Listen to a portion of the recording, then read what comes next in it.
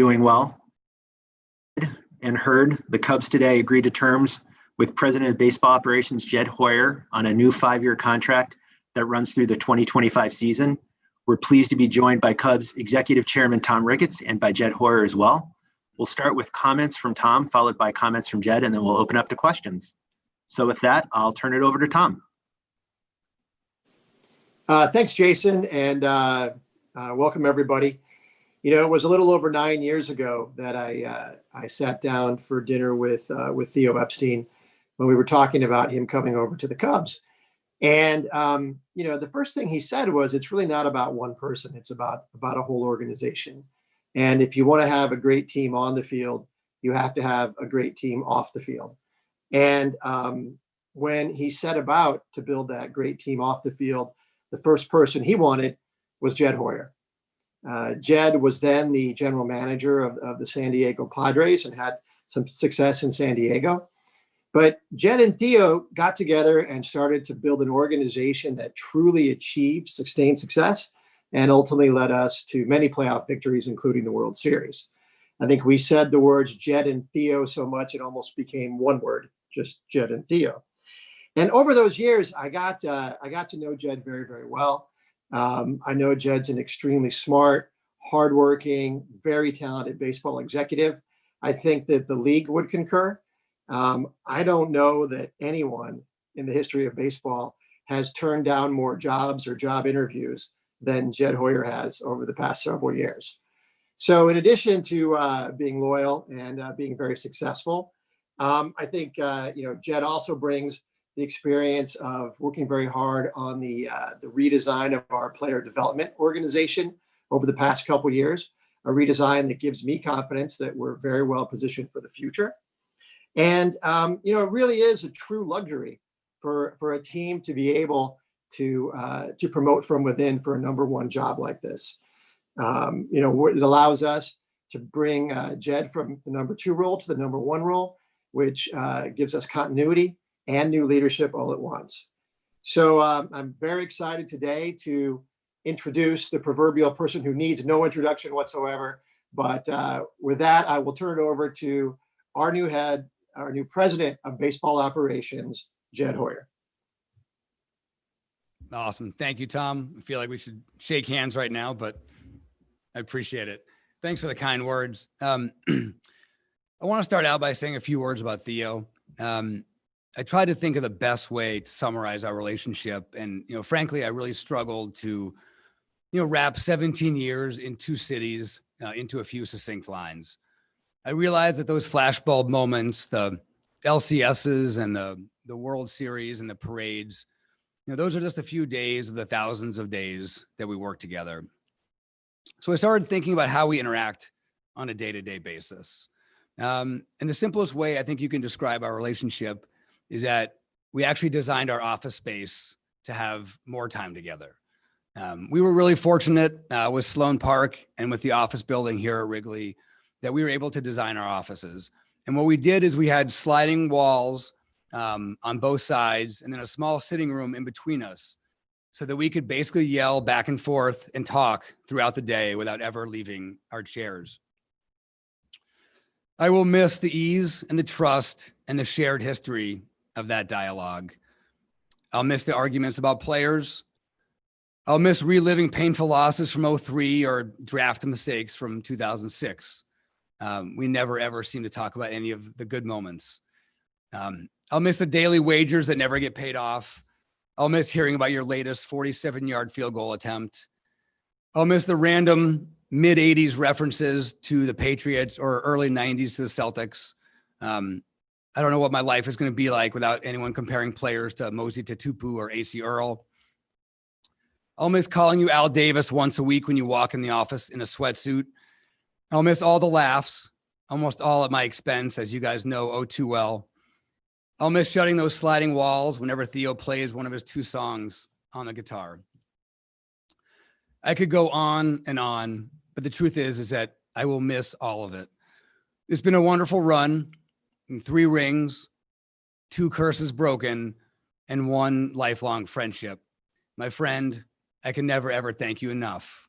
It's been amazing. I want to thank Tom, Laura, Todd, and Pete Ricketts for their support throughout the last 9 years and for entrusting me with this great responsibility. It's been a pleasure watching them deliver on exactly the promises they told us about at dinner 9 years ago, about the team, about the ballpark, and about the neighborhood. I look forward to learning from you, and I look forward to partnering with you guys to continue to build a culture of excellence to make your family proud. Speaking of families, I want to say I love you to my wife, Meryl, and my 3 sons, Beckett, Gray, and Archer. I always imagined in a non-COVID world that I would have shaken Tom's hand, and I imagined that my sons and my wife would be here at this press conference, but they can't be here, and I'm sorry about that. But I hope Mom lets you off the school Zoom call for a few minutes so you can watch your dad. I couldn't be more proud of you guys. And to my grandmother, Eva, 102 years old and probably watching somewhere in Manhattan, to my parents, Bob and Annie, and my sister, Suzanne, I love you guys so much, and I thank you for encouraging me to play and watch this game that I'm so obsessed with. Meryl and I moved to Chicago 9 years ago, and at the time, it was just the 2 of us and a young dog moving to a city where we only knew Theo and my great friend, Jason McLeod. Now, 9 years later, we have those 3 sons and we have an old dog, but now this city is home to all of us. We've grown to love this city, this fan base, this magical ballpark, and all of our friends here. As Tom mentioned, there's been many opportunities to leave over the past 5 years, but this has always been my goal. This has always been our family's goal. This is Chicago. This is the Cubs, and this is Wrigley Field. The grass is definitely not greener anywhere else, and I'm so glad that we chose to stay. Over the past 9 years, with some terrific holdovers from the Hendry years and a ton of new hires, we transformed this organization's culture and identity and gave birth to the Cubs way. So many employees, some whose names you know, others who you do not, have devoted themselves to this cause. By naming me president and by having that continuity of leadership, it allows that culture to continue. And it's also an acknowledgement of those employees and their hard work and their loyalty and their success. What continuity is not, however, is a desire to maintain the status quo. No matter the success you've had in the past, no matter the success you're having right now, organizations must constantly push to think differently. There's always new technologies, new training methods, and new ways to measure performance. I promise you that with me in this role, we will continue to push, we will continue to evolve, and we will continue to advance. That relentless drive is what I promise every Cubs fan every day. One of my favorite aspects of this job is that there's always a new and different challenge. The players change, the financial realities change, the rules of the game change, the team building strategies change. We faced a fascinating challenge when we got here 9 years ago. Then, after building up the farm system, we faced another challenge to go from rebuilding to contention. And now we face a new challenge imposed by the reality of our players' service time and the realities of our world in 2020. As with all the challenges we have faced here, we will study them, we will use our collective experience, and then we will move boldly to do what is in the best interest of the franchise. I look forward to leading those efforts with a terrific manager in David Ross, an excellent coaching staff, a group of players that changed Cubs baseball forever and forever changed our expectations, and a great group of employees who make me better every single day. I'm so excited to lead this group, and I'm really excited to get to work. Thank you. Thank you, Tom and Jed. We can open up to questions now. Jed, congratulations, and look forward to working with you another 20 or 30 years, Thank you, Bruce. something like that. You brought it up, so let's start with the core four and Kimbrel. How do you approach this? How difficult a situation is this? And how much is this a jumping off point for you being able to do other things this off season? Yeah. Well, first of all, I would start by saying that, we have a great team. We have a team that won the division last year. Obviously, the playoffs have not gone as we hoped, in 2 of the last 3 years. But ultimately, the goal every year is to give ourselves a chance, and that's not going to change. I think in this job, you always have, one eye on the present and one eye on the future. And I think the truth is that, given the service time realities that I mentioned, I think that eye might be a little bit more focused towards the future than usual. But that doesn't take away from the goal. And like I said, the goal is always to make the playoffs and give this organization a chance to go deep in October. Jed, congratulations. With that sliding door, who's coming out the other side for you as far as your general manager? That's a great question. First of all, we have a lot of great employees here. People that have been working extra hard, during the last month and during this transition. And so we'll probably have an announcement over the next couple of days about some promotions internally. But that said, I really do value fresh ideas and new ideas. I think that's important. As I mentioned, continuity is a wonderful thing. But I think sometimes, bringing some people in from the outside can really benefit. So, I will be doing a search for the general manager. Exactly when that's going to be, I don't know. The truth is, onboarding and bringing a person into a new culture is probably a little bit more difficult right now than normal. So I'll keep that in mind, but I will be running a search, and I'll keep you guys updated as I do that. Jed, on the topic of continuity, something that Tom has brought up as well, what does that mean to you, and why do you feel that it's so important with the front office to have the continuity moving forward? Yeah. Well, I think I mentioned, I think we have a lot of great employees here. We've worked very hard over the last 9 years to, continue to advance and to continue to be cutting edge with everything we do. I think every time you have a leadership change, you naturally take a pretty big step backwards. There's going to be a lot of new employees and new ideas. And, given our success and given the talent of our front office, I don't think that's necessary right now. I think, like I said, some fresh ideas in a targeted way makes sense, but kind of full scale changes to something that's been as successful as this doesn't seem like the right thing. And I'm glad Tom felt the same way.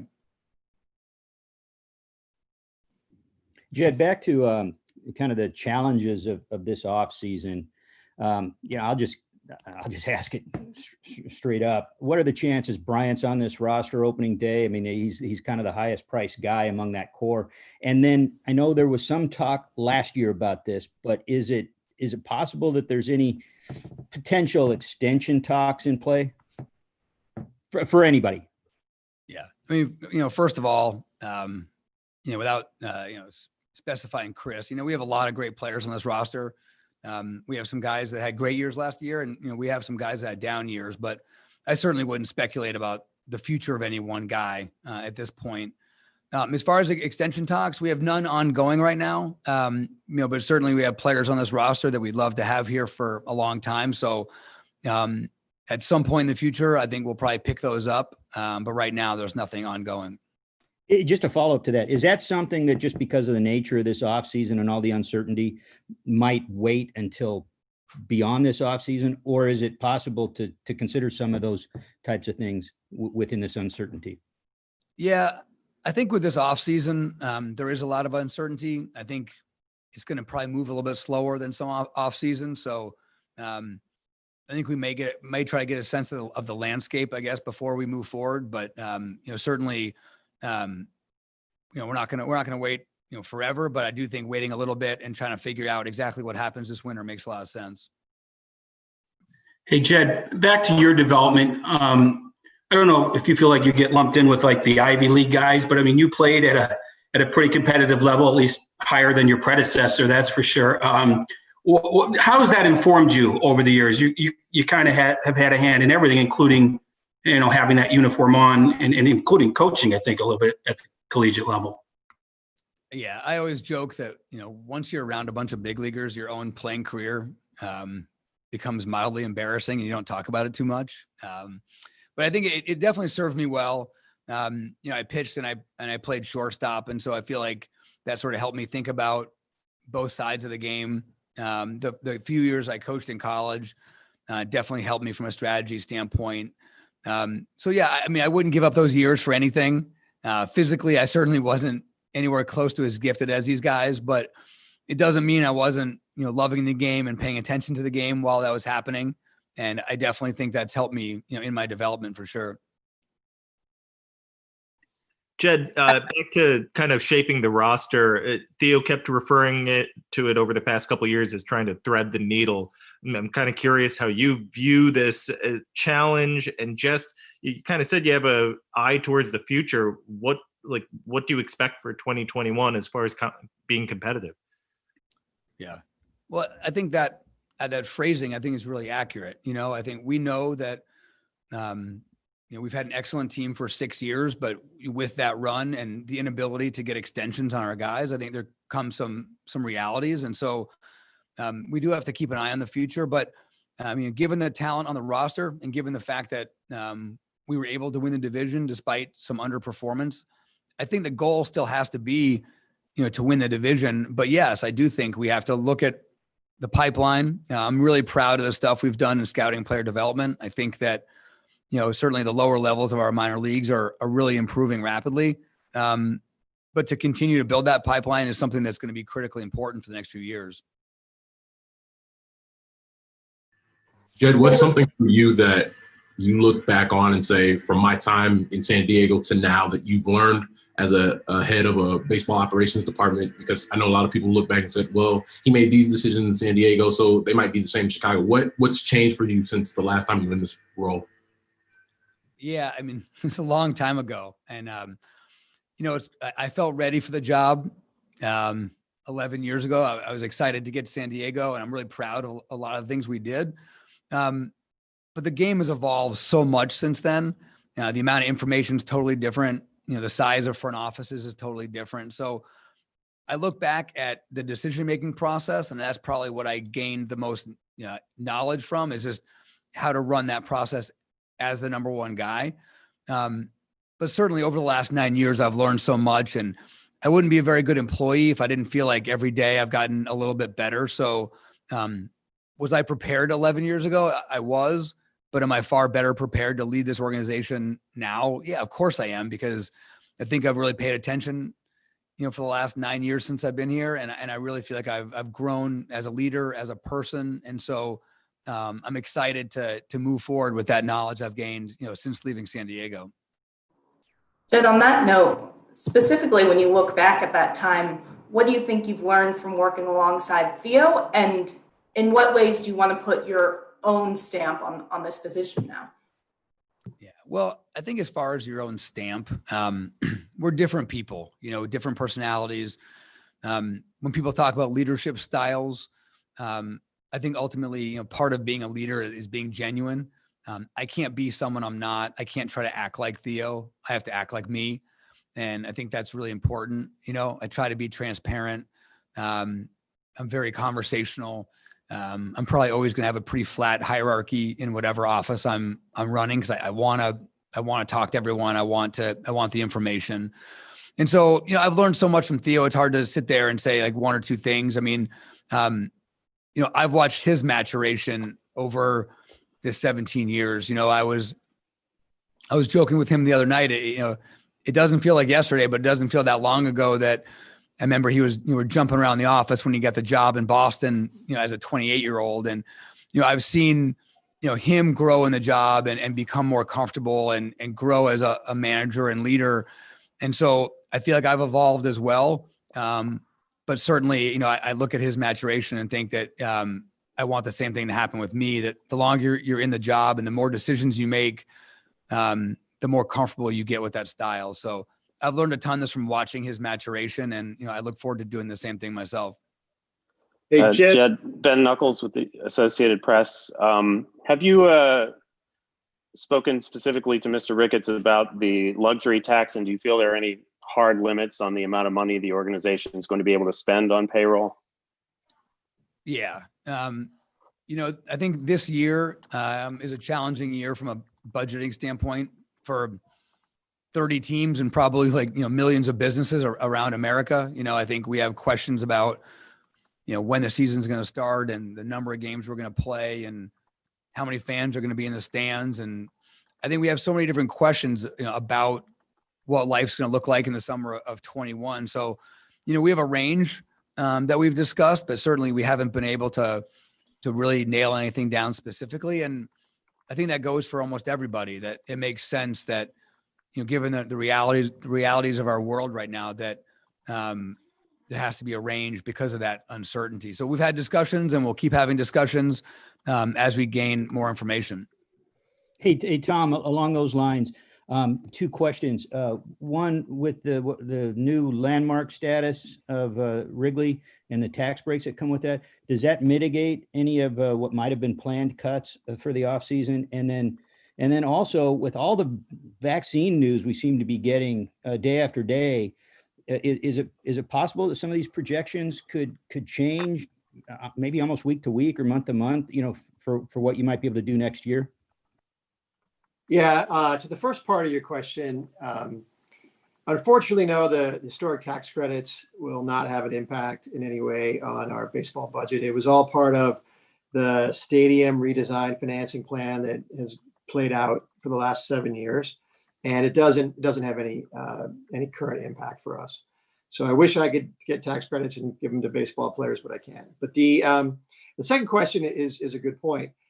Part of the reason that it's so hard to think about what our budget is going to be for 21 is we just don't know what the situation is going to be. Are we going to be able to have fans? Are we going to start on time? It's very, very fluid, and we'll just take the information as we get it and make the best assessment as we go, and try to put as much as we can into winning on the field. Hey, Jed, two questions here. How do you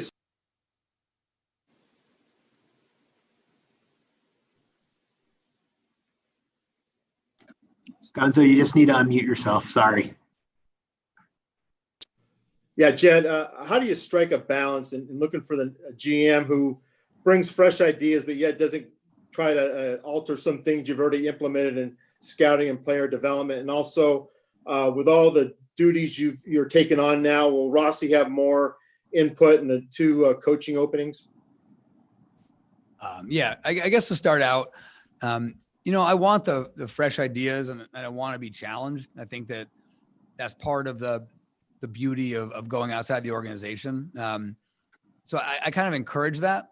And I think for me, the most important thing I'm going to be trying to find is a sense of trust. That's probably the part of the relationship with Theo that I value on top of everything else, is that, these are high pressure jobs and you make a lot of tough decisions, and things are going to go wrong. And I think you have to know that that person is with you 100%, and that there's no dividing the two of you. You guys have no idea which decisions, I was in favor of or Theo was in favor of. And I think we made that a really concerted effort over the last 9 years, that we're in this together, and we would go forward together and we wouldn't talk about who was in favor of what or whose idea a trade was. And, to me, that's critically important in these roles, that I want all of the input I can possibly get, and I want differing opinions, but ultimately when we go forward, we have to go forward, as one. And, trying to find that characteristic in someone that I feel like I can really trust and is really in this for the right reasons, I think that's essential. As far as Rossi, he's such a wonderful partner to have in this process, and he's been great.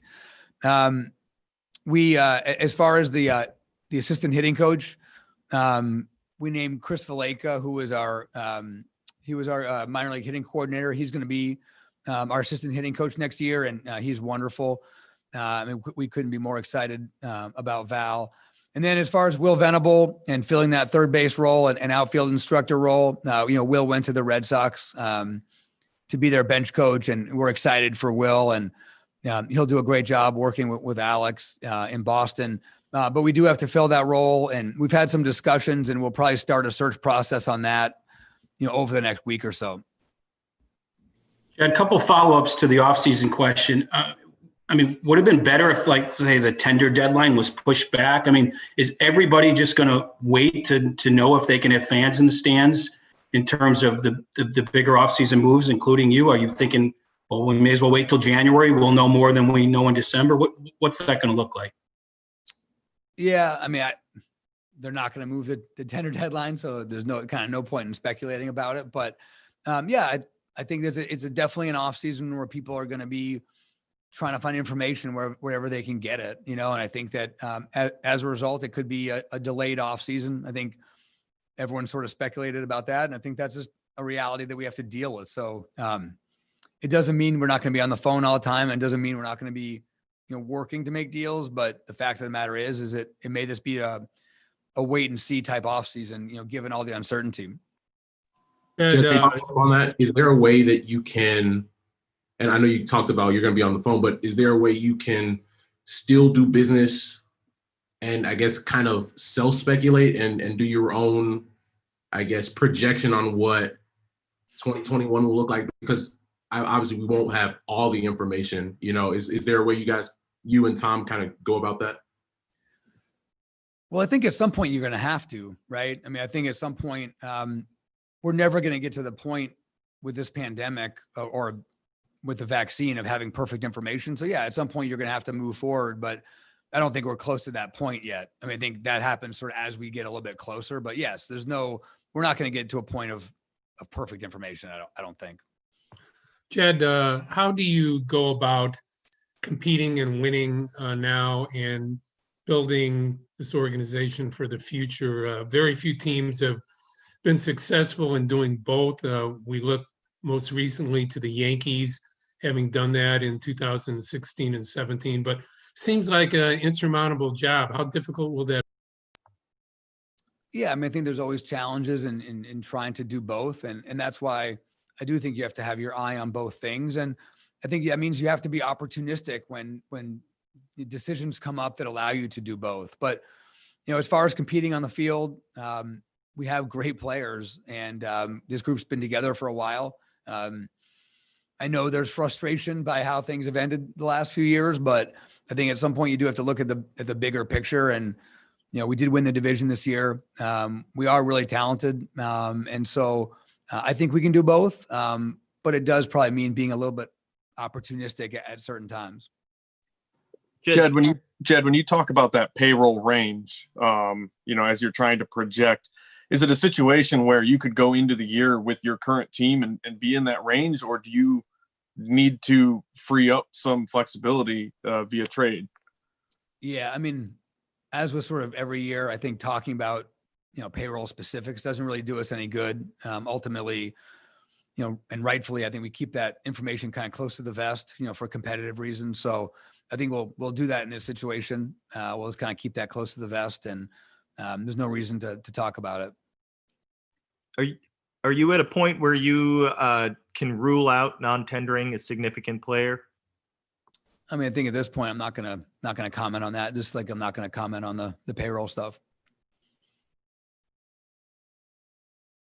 Jed, do you feel this organization should compete for a World Series every year, or is there some point where you're going to have to do it like a semi-rebuild?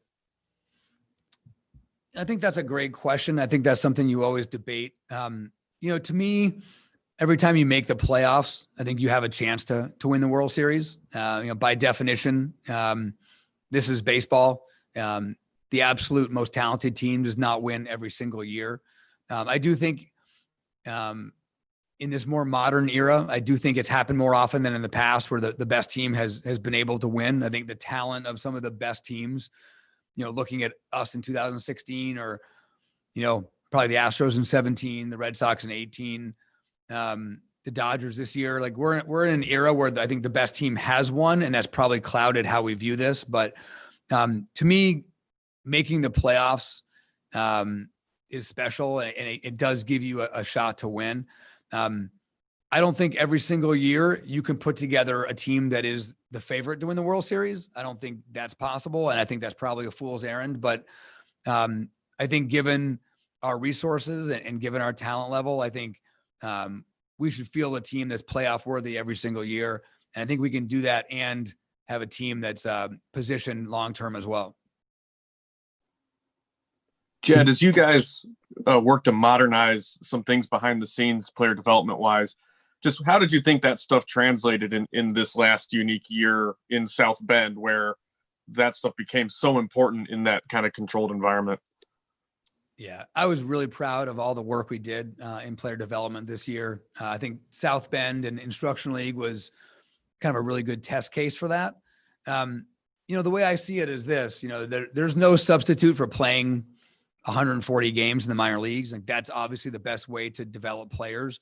But I think in this odd year, I think all improvement was kind of relative. And if you were improving more, relative to your competition, I think you really gained. And I have no question that we made significant gains over our competition this year. Judging by the improvements our guys made at South Bend and the improvements I know guys made on their own in these odd settings, I'm super proud of what we did in player development. And I'm really excited going forward. I think that we're definitely on the right track with the right people. And I'm excited to play a lot of minor league games in 21 to prove that. Hey, Jed, just wanted to clarify on the GM search. You'll certainly have a GM for the 2021. You'll certainly fill that role for the 2021 season, and that role will come from outside. Yeah, I wouldn't put a time frame on it, because I do want to be patient and find the right person at the right time. But as far as filling that job from outside, that is my expectation. Yes. Hey, Jed, was there anything that, Theo always did really well that you didn't have to worry about that now, I don't know, you have to make it more of a strength of yours? Does anything sort of come to mind? Yeah, I think, one of the things that we did a lot was we sort of divided up our contacts based on relationships. So, different presidents or GMs that I was friends with, or agents I was friends with, or had a good relationship with, and vice versa. And so that part definitely made the job easier, that we were able to do that based on the ease of working with certain people. And I think I'll have to, pick up a lot of those things. The truth is that, Theo is a brilliant executive, and he, as I said before, he's grown in the job so much. And I think with that, he handles a lot of things with ease. And some of those things he made look easy are actually much more difficult than they actually are. So there's a lot of slack I'll have to pick up, and a lot of things I'll have to do and work really hard to do that he did really easily. But I think that's just the nature of his intellect. And I think that's the nature of, doing the job since you're 28 years old. Hey, Jed, I guess it's kind of a follow-up to that one. Theo, most of us believe Theo's going to wind up in the Hall of Fame as an executive one day. And what about just this idea of wrapping your head around being the guy that follows him, in any job, Well, first of all, yes, he's definitely going to be in the Hall of Fame, and I look forward to being there, for his induction. I think it's well earned and sort of a no-brainer. And I think it's, knowing that he was able to break 2 curses in one lifetime, I think, nothing could be more obvious than putting him in, and I hope it happens soon. As far as following him, I guess I don't really look at it that way, right? I was here for the last 9 years, and I know that I played a role in all the things we did well, and I probably played a role in some of the things that we struggled with as well. And so I guess I don't really look at it as following him in that way. I've been here the whole time, and I've been a part of it, and we've hired these great employees together, and we've, signed or traded for these players together. And so I guess I try to look at it that way. If you think about it as following, sort of an inner circle Hall of Fame executive, that can be daunting. But I think if you look at it as, following someone that was your mentor and following someone after having been part of it for 9 years, I think that's probably a better way to view the experience. Jed, when you look at kind of putting your stamp on this organization, I'm thinking of two areas. This whole idea of our offense broke, that was like 3 years ago at the major league level. That's kind of hung over this team. And then kind of homegrown pitching, this idea you've gotten pitching on the major league level. It hasn't bubbled up yet. Where do you kind of see those two concepts, offense and pitching over the next couple of years here? Yeah. The pitching part is always been kind of fascinating to me because there's no doubt that we have not developed pitching, nearly effectively enough. And that's been, something that we've been rightly criticized for. And we've, I promise we've beat ourselves up over it far more than we've been, criticized for it. So that's certainly something we need to improve. At the same time, we've pretty much been top 1, 2, or 3 in the National League every year we've been here, or since we've turned the corner, I guess, in pitching. So we've been able to find good pitching at the major league level, and we've been able to, with our pitching infrastructure, people like Tommy Hotovy, Mike Borzello, Brad Mills, we've done a great job of getting guys to perform at the big league level. As far as sustainability, and frankly, as far as efficiency, I think we have to do a much better job. And that's, I was just, answering Jordan's question about our player development. I think that's where we have to do a better job of drafting and developing pitching, because counting on major league transactions to have a good team ERA is really difficult. And like I said, really inefficient from a financial and trade capital standpoint. The irony of the whole thing, I think, is that on the hitting side, we've drafted and developed great hitters. We've actually had surplus hitters, and we've been able to trade some of those hitters for pitchers. So that's been frustrating that we haven't had the kind of offensive juggernaut that we thought we were developing, to be frank. And so most of the time since the season that we've spent talking about, our team has been talking about, what we can do to fix that offense. What are we not doing well enough? How can we change practice habits? How can we change our messaging? We've had countless discussions about that because it is a problem. So, the problems you guys see and the problems you guys talk about are the same things we're trying to fix on a daily basis. And I think, the development of pitchers and our performance of our major league hitters are two things that rightfully we've been frustrated with and we're trying to change. Hey, Jed, with what you just said, do you then foresee that you have to make significant changes next year? Not, quote, rebuild, but what one would call significant retooling.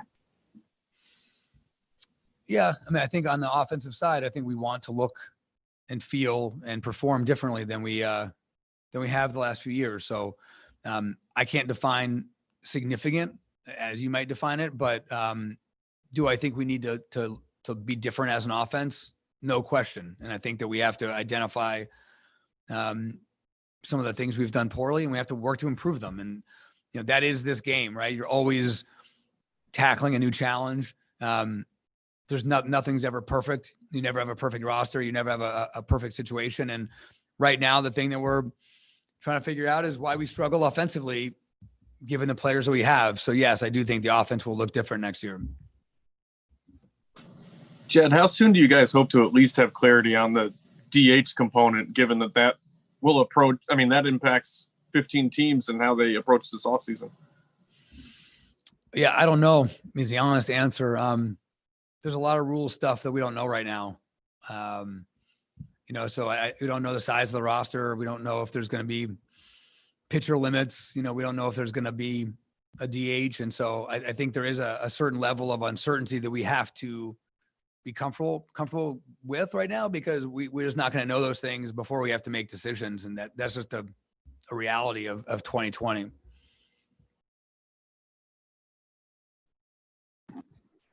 Do we have anything else for Jed and Tom today?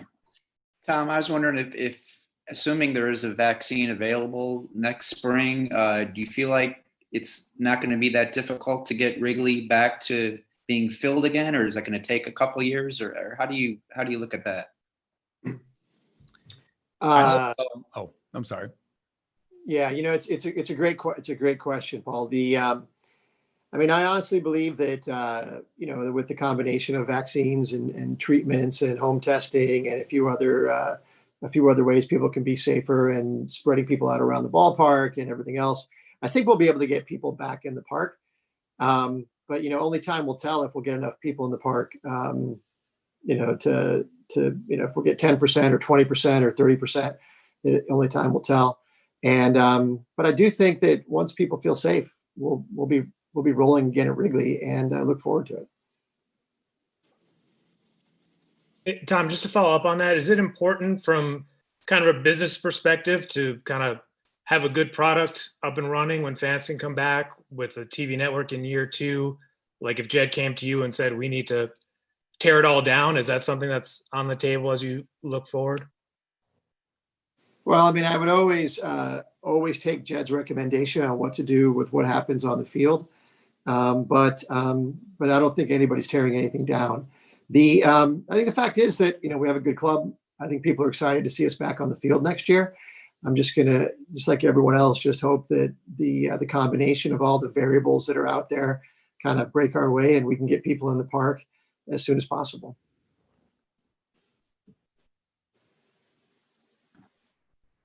We have anything else today? Yeah, just one more quickie. Jed, with all the cuts in baseball operations, will you be, putting more priority in the quality of reports scouts provide, or will you end up leaning more on analytics? I mean, it seems like you got a big chunk of your resource cut out. Yeah, I mean, there's so many difficult things about 2020, and for us, I think having to do the job cuts was certainly a low point, and it's been difficult. I think it means we have to work more efficiently. That's the bottom line, right? Is that we don't have the same size staff, and so we're gonna have to scout a little bit better. We're gonna have to research and develop a little bit better, and we're gonna have to do everything a little bit better, a little bit more efficiently than we have in the past, and we can certainly do that. But yeah, there's challenges that come with that, but we're also kind of far from alone with that. I think that's something that almost every team in baseball is dealing with, and kind of reshaping our staff and knowing that we have to probably do a little bit more work and we have to be more efficient. That's just part of things.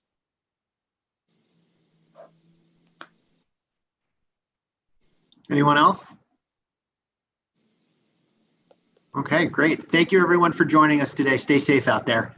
Thank you guys. I appreciate it.